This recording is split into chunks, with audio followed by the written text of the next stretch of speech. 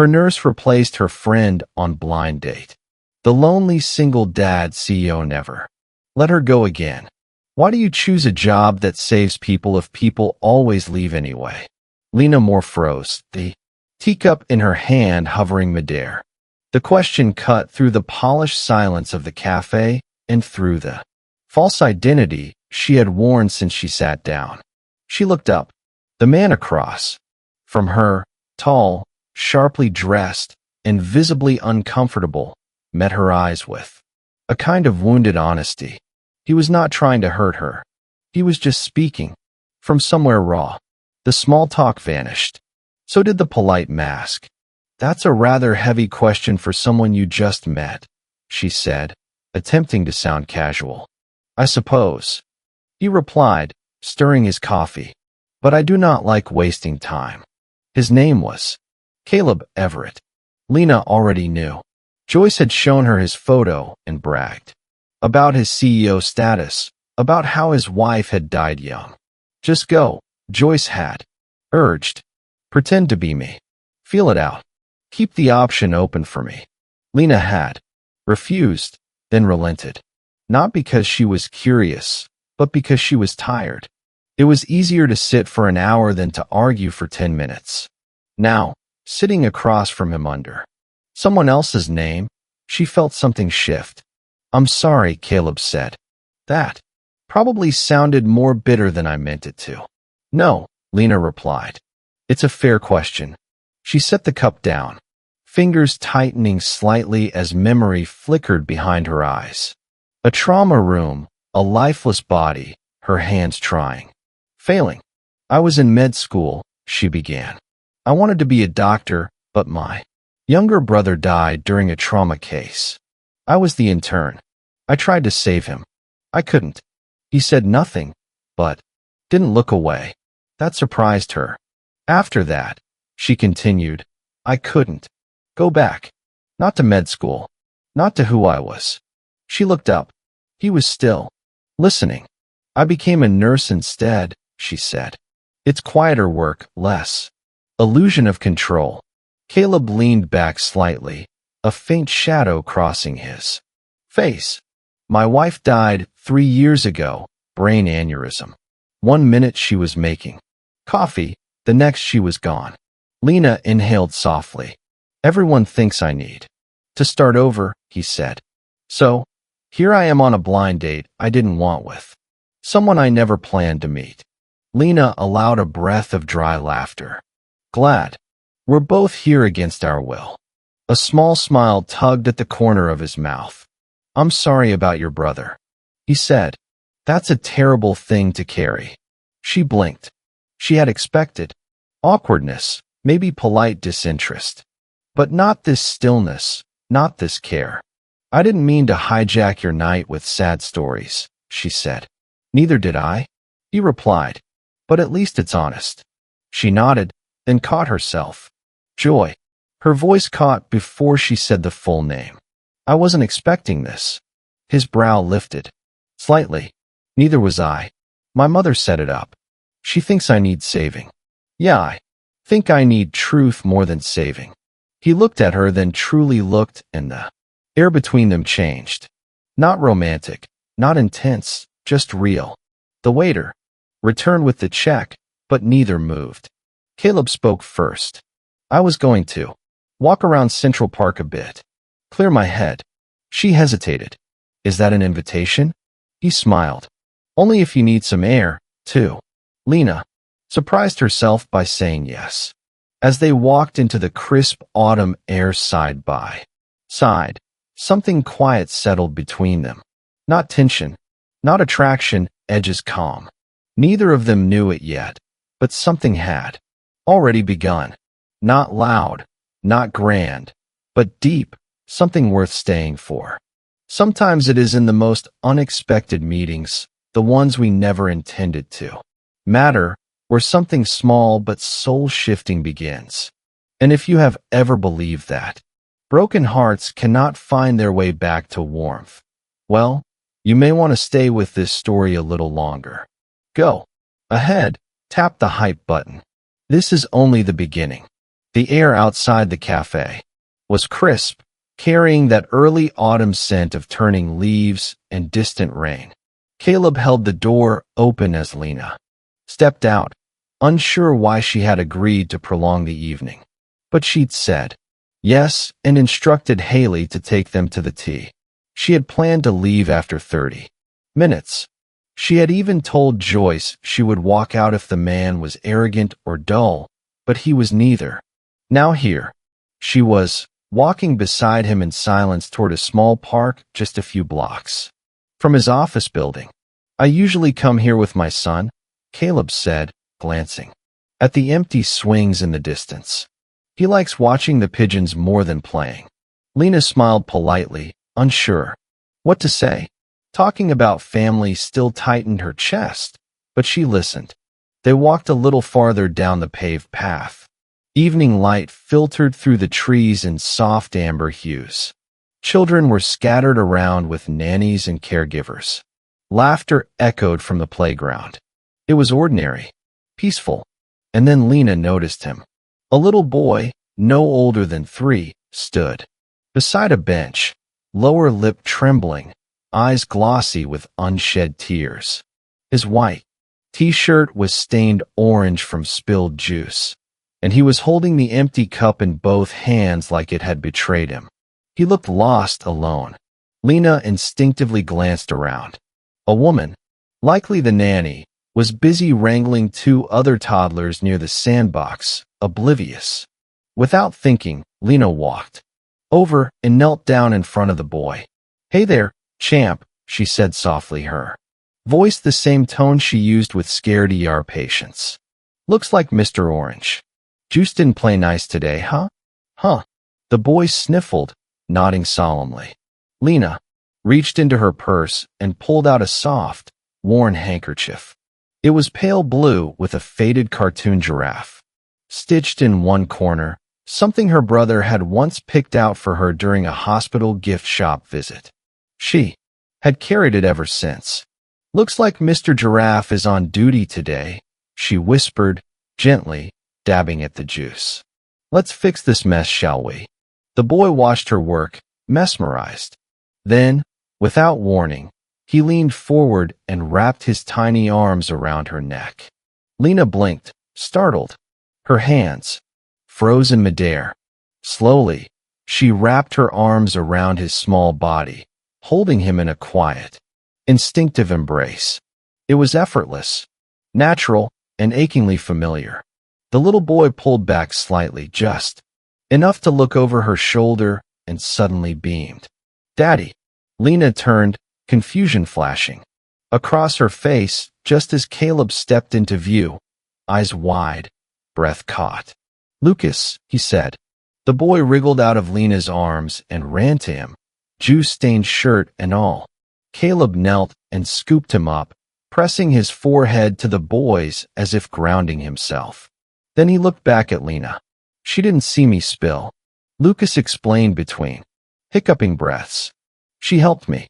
Caleb stared at Lena, his voice quiet with something heavier than surprise. Music hasn't hugged anyone since his mom passed." Lena rose slowly, heart pounding. "I'm sorry. I didn't know. He was your son." "Do not apologize," Caleb said, shaking his head slowly. "Thank you for making him smile." Lucas reached for the handkerchief still in Lena's hand. She crouched to give it to him. "Can I keep Mr. Giraffe?" he asked wide-eyed. Lena laughed softly, gently, almost tearfully. "Of course you can." Caleb looked at the 2 of them, his son clinging to a woman he had just met, and the woman kneeling like she had known the child her whole life. There was a softness in her eyes that felt like something long forgotten. After a few more minutes of quiet conversation, Lucas, now happily distracted by a squirrel and holding his new giraffe cloth-like treasure, the nanny came over, flustered and apologetic. As she gathered Lucas and began walking away, Lena stood beside Caleb again. "I should go," she said, brushing her hair behind one ear. "It's getting late." He did not ask her to stay, but he looked at her like he wanted to. She turned to leave, heart strangely full and heavy at the same time. Later that evening, as Lucas settled into his car seat, the nanny glanced at him through the rear view mirror. "You were very brave today," she said. Lucas nodded, then almost drearily whispered, "Daddy smiled today. He never does when we go out." The photo was unmistakable. Joyce in a bikini standing beside a glimmering infinity pool on a rooftop in Bali. The caption read, "Girls escape. Blind dates. Sorry, not sorry." Caleb stared at the post on his phone, his thumb hovering above the screen. He checked the timestamp again. Yesterday, for 12 p.m., roughly 30 minutes after the blind date had started. His breath stilled. It did not make sense at first. He had met Joyce, or someone who said she was Joyce. She had introduced herself with that name, had responded to it. And yet, the woman in Bali was clearly the real one. The woman he had spoken to yesterday, the one with sad eyes and a quiet strength, the one who had told him about her brother, about why she became a nurse. She had lied. And it was not just a small omission. It was her name, her identity. The anger rose slow and sharp, not loud, not explosive, but cutting like a wire pulled too tight. He did something he rarely did. Left the office mid-morning without telling anyone. Lena was stocking supplies in the medication cabinet when she turned and saw him standing at the doorway. She blinked, startled. "Caleb." His expression was unreadable. "Is there somewhere we can talk?" he asked. Lena's heart sank. She followed him into an empty hallway, her palms already beginning to sweat. He faced her, jaw clenched, eyes cold, so different from the man who had stood beside her in the park yesterday, watching his son laugh. For the first time in months. "Your name isn't Joyce." It was not a question. Lena's lips parted, but no words came. Her throat tightened. "You let me sit there and pour my heart out while pretending to be someone else," he continued, his voice low, controlled. "Was I a joke? A game between you two?" "No," she said quickly, her voice barely above a whisper. "It wasn't like that." "Then explain it to me." Lena looked down, ashamed. "Joyce, she asked me to go in her place just to hold the seat. She thought you'd be arrogant or controlling. She wanted to scope you out first without risking her image." Caleb let out a humorless laugh. "So you were the scout?"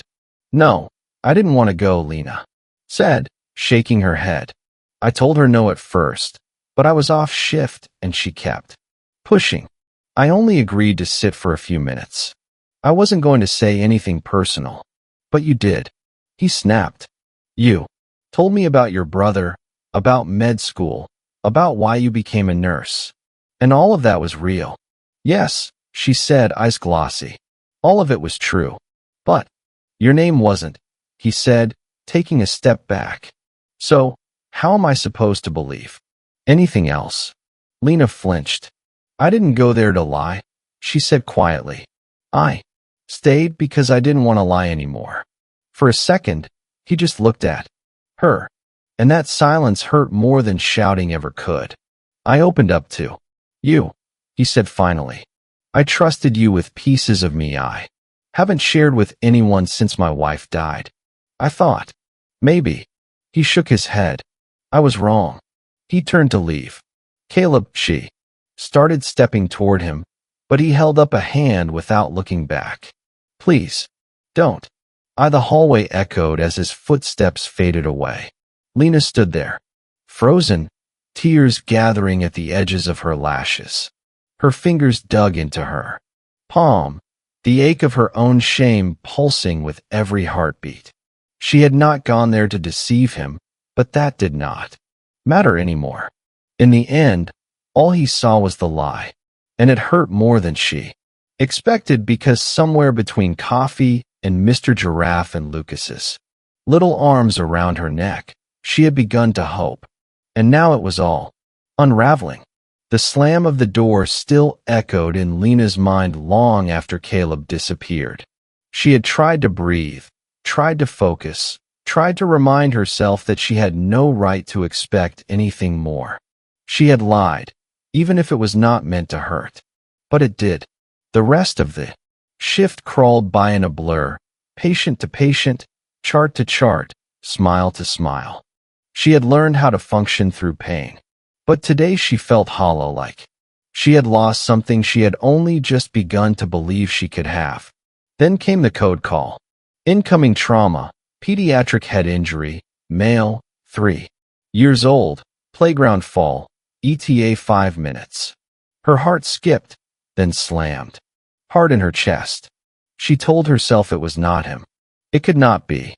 But when the gurney rolled in, she knew the blood on his forehead, the juice-stained shirt, the damp curls, the small body shaking, too scared to cry. Lucas, for a moment, Lena couldn't breathe. Her knees weakened, her hands turned to ice. It was too familiar. Years ago, it had been her brother, a different gurney, a different hospital, but the same panic, the same helplessness. That time she had not saved him. But now Lena moved. Training took over. Her voice steadied. Vitals, she called. A nurse answered. Stable but fast heart rate. Lucas whimpered as someone tried to clean the blood from his head. Lena stepped in, voice soft. Hey, baby. You remember me? Lucas's eyes fluttered open. He didn't speak, just stared. She gently dabbed the wound with a cloth. It's okay, baby. We'll tell Mr. Giraffe you're safe. I'm right here. He blinked again. Then his tiny hand reached for hers. Lucas was sent in to prep for stitches. Lena's shift had technically ended, but she did not leave. She paced the hallway outside the procedure room. Arms crossed, head down.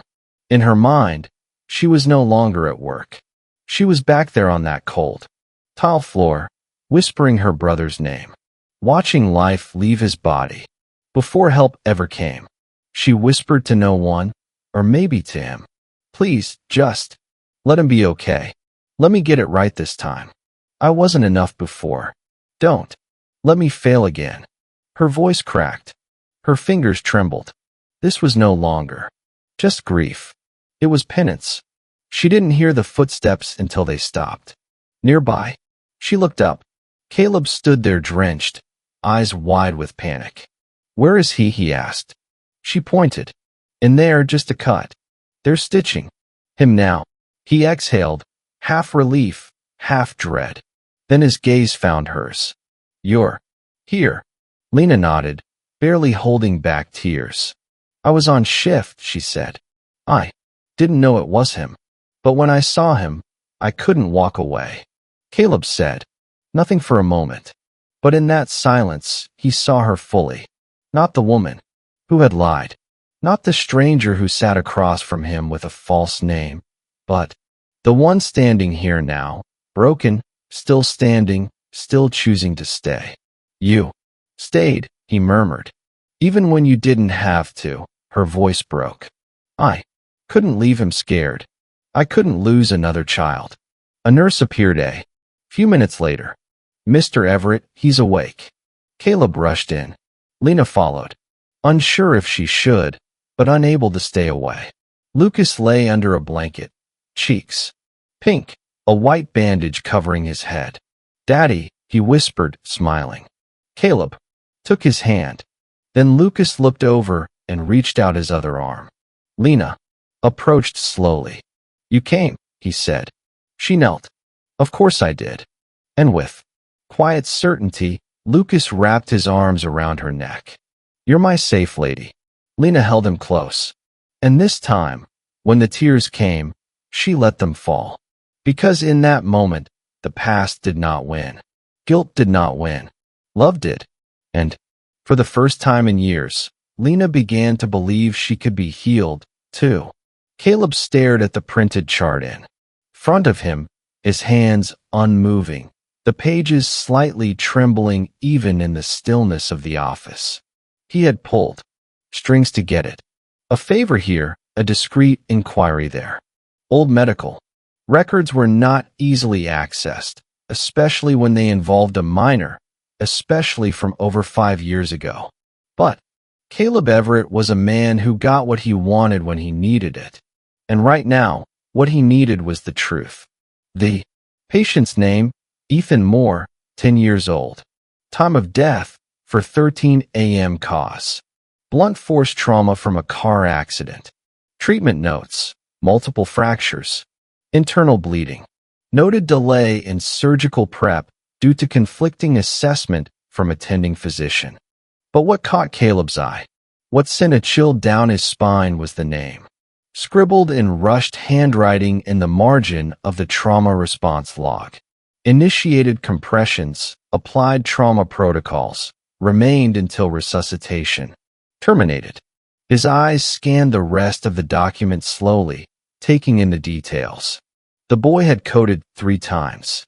There had been confusion about intubation timing. The attending physician on call had insisted on a CT scan before clearance to surgery, wasting over 20 minutes. Lena had been the only one who had acted immediately. Even as an intern, she had done everything she could. Caleb leaned back in his chair, the file resting in his lap now. His thoughts were heavy, swirling. So that was the night she had lost him. And she had been there, not watching from the sidelines, but on the floor, hands shaking, trying to bring her own brother back to life. She had told him the story in fragments, but she had never said it was her shift, that it was her brother, that she had watched him slip away while others hesitated. And she had carried that guilt alone ever since. A soft knock on his office door made him look up.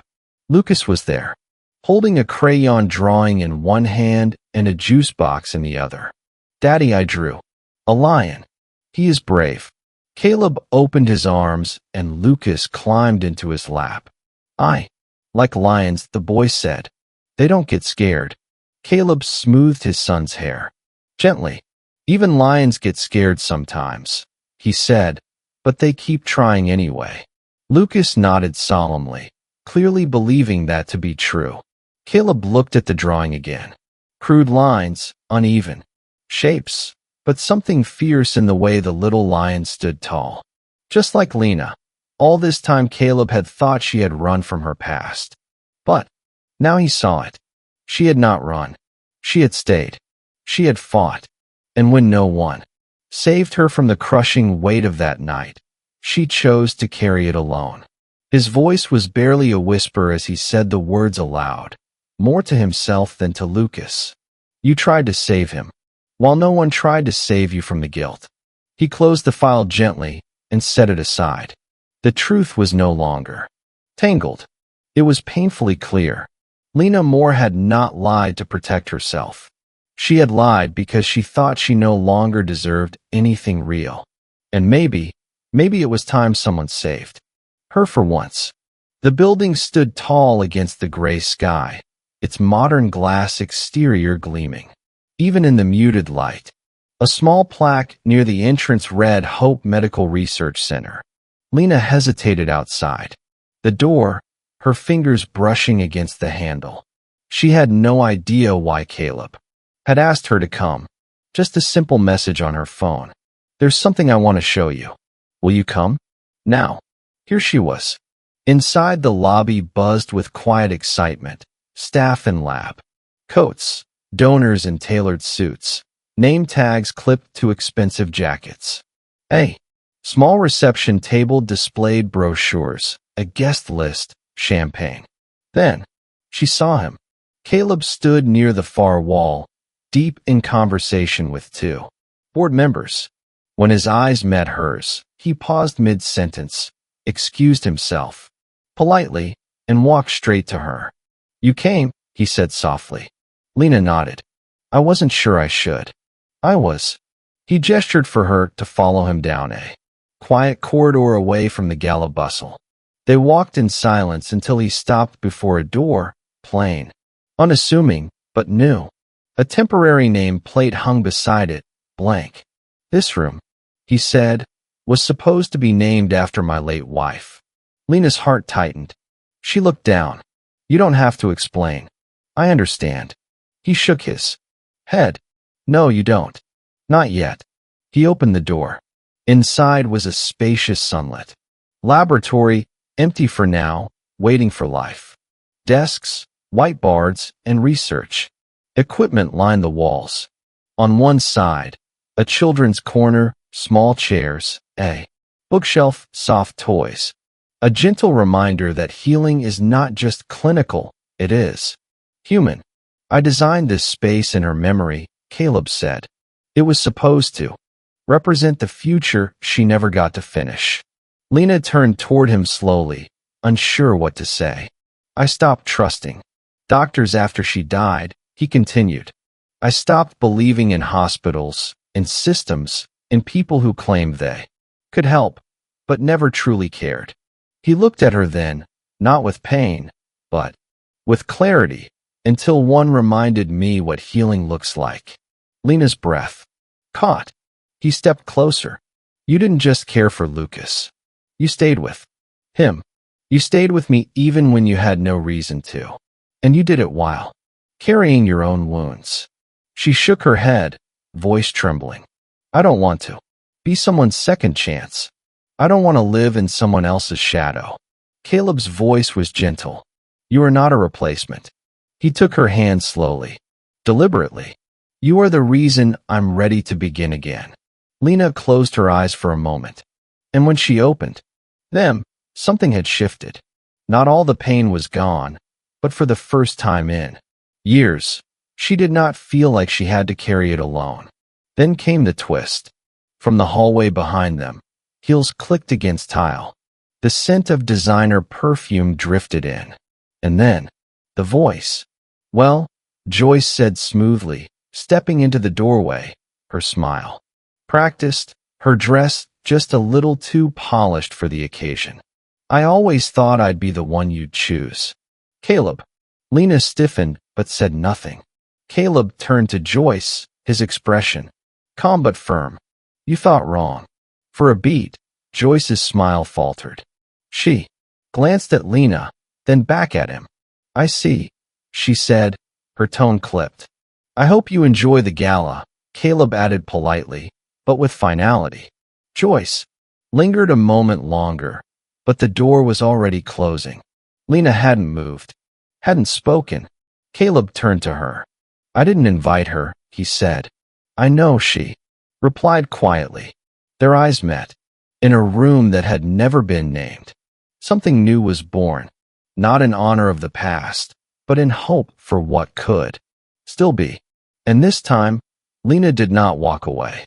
The rain had started just after sunset, a quiet, steady drizzle that clung to the air like a whispered memory.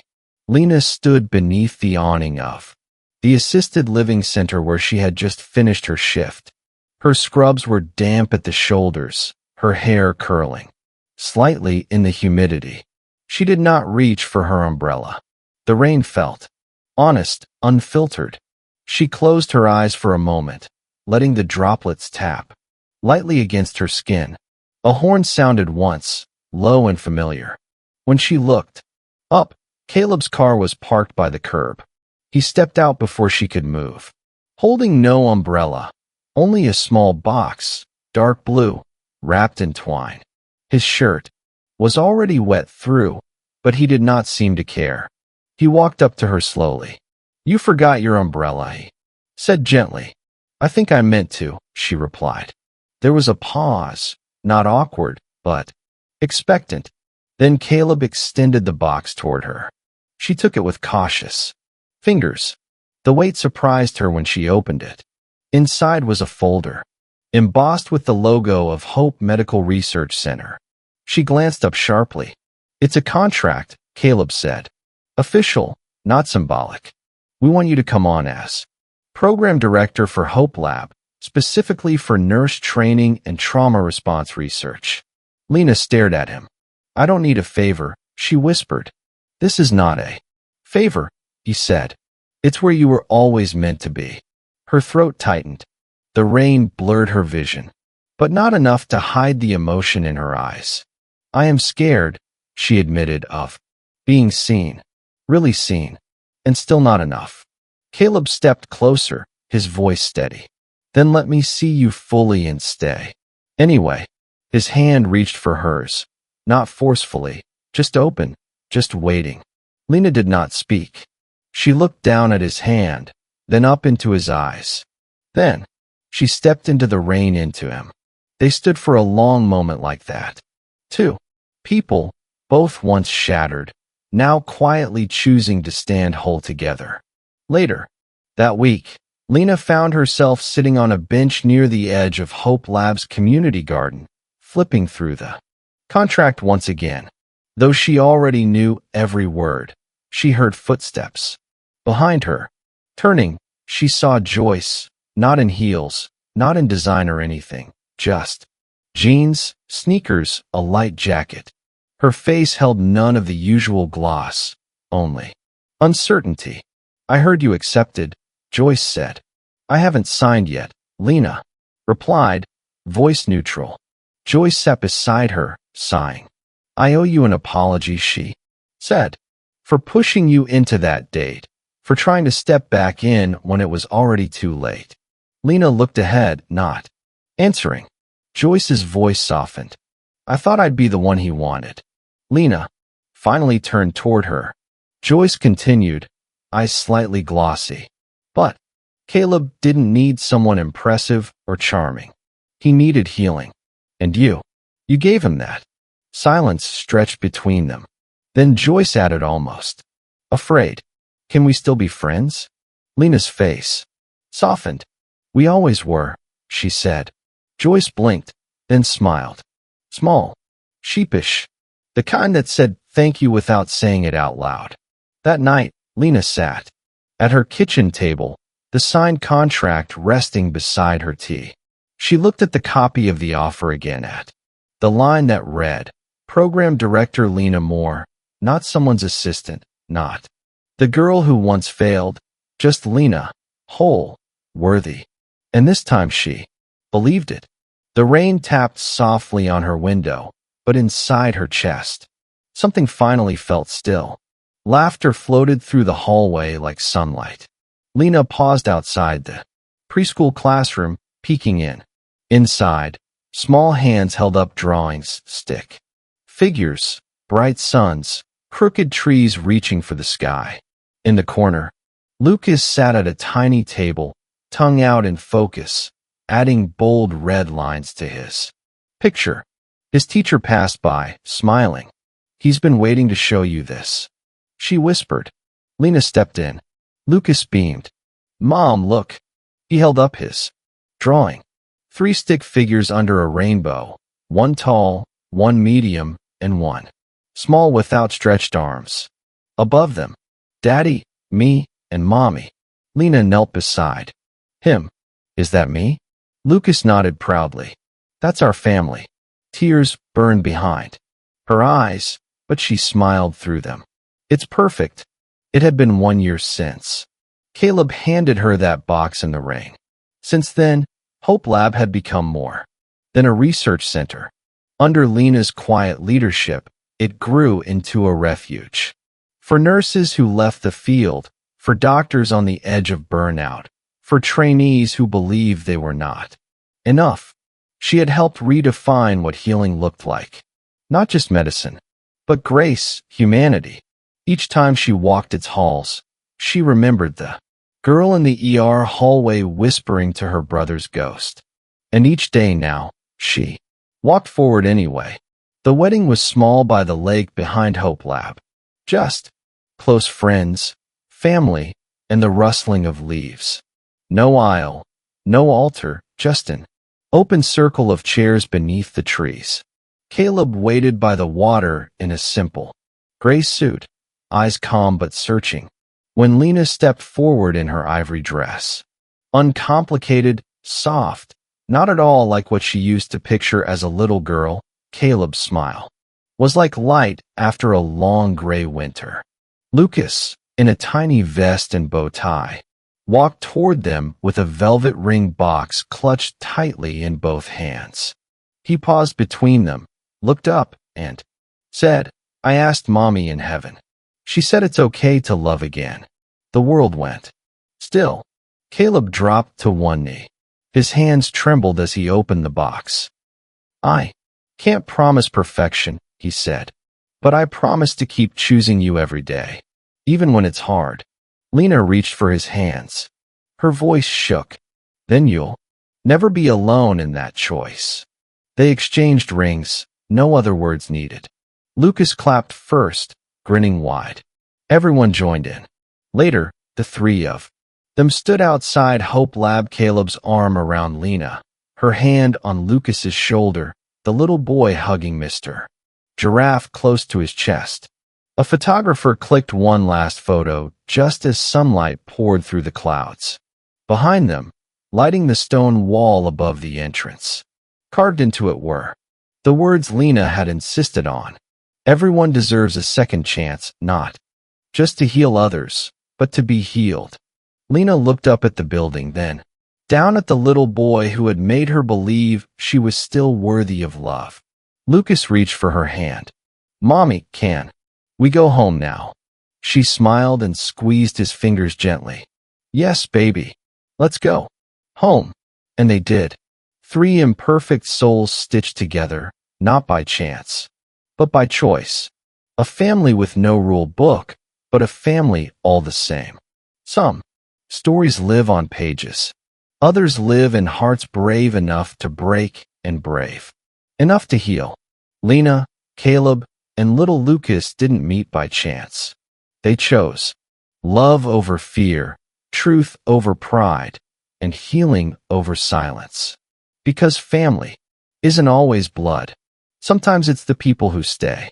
If this story touched your soul, please subscribe and hit the hype button to support soul-stirring stories, where every tale reminds you you're never too broken to be loved and never too lost to be found.